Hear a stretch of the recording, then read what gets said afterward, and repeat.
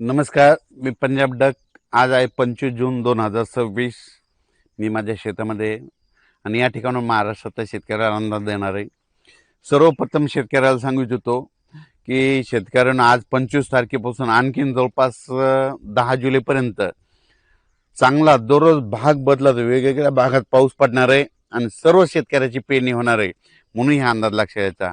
आता ज्या ज्या भागात पाऊस पडलाय आणि ज्यांच्या भागामध्ये जमिनीमध्ये ईदभर ओल असेल तर तुम्ही तुमचं पेरू शकता.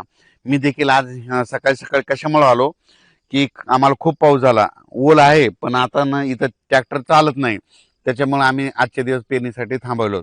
पण शेतकऱ्याला सांगू इच्छितो की पाऊस पडल्याच्या नंतर जमिनीमध्ये ओल तपासून पेरणी करायला काही हरकत नाही, म्हणून हा अंदाज लक्षात यायचा.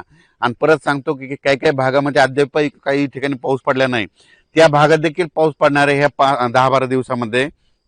म्हणजे त्यांना देखील पडणार आहे आणि त्यांचे देखील पेरणी होणार आहे, म्हणून घाबरून जाण्याची काही चिंता नाही. महाराष्ट्रात सगळीकडे भाग बदलत वेगवेगळ्या भागात पाऊस पडणार आहे. ह्या 5 दिवसातच सगळीकडे पडून जाईल आणि सर्व शेतकऱ्याच्या पेरण्या होतील, म्हणून हा अंदाज लक्षात यायचा.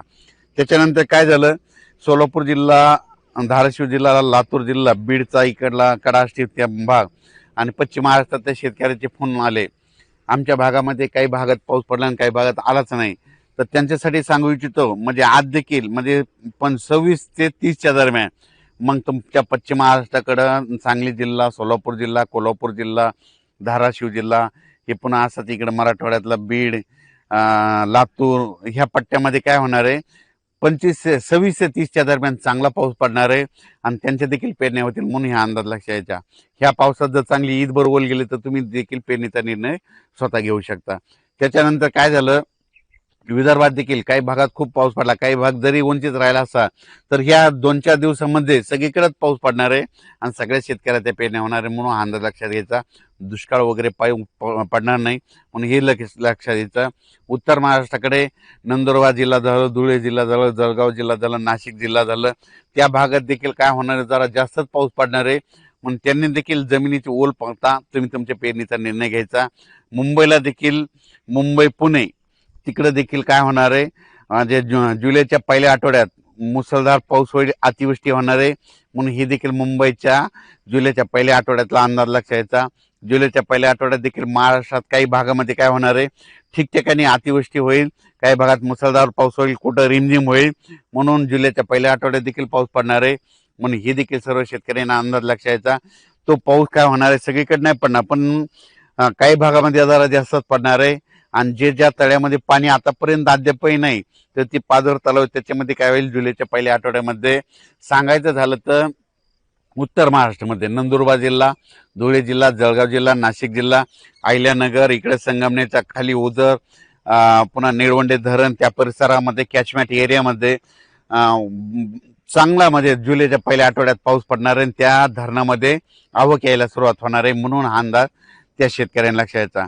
तसंच राज्यात देखील काय होणार आहे, जिथं पाऊस पडला तिथं वडे नाल्याला पाऊस येणार आहे, काही भागात रिमझिम राहणार आहे, पण सगळीकडेच काय होणार आहे, वेगवेगळ्या भागात पाऊस पडणार आहे आणि सर्व शेतकऱ्याची पेरणी होणार आहे, म्हणून हे अंदाज लक्षात घ्यायचा.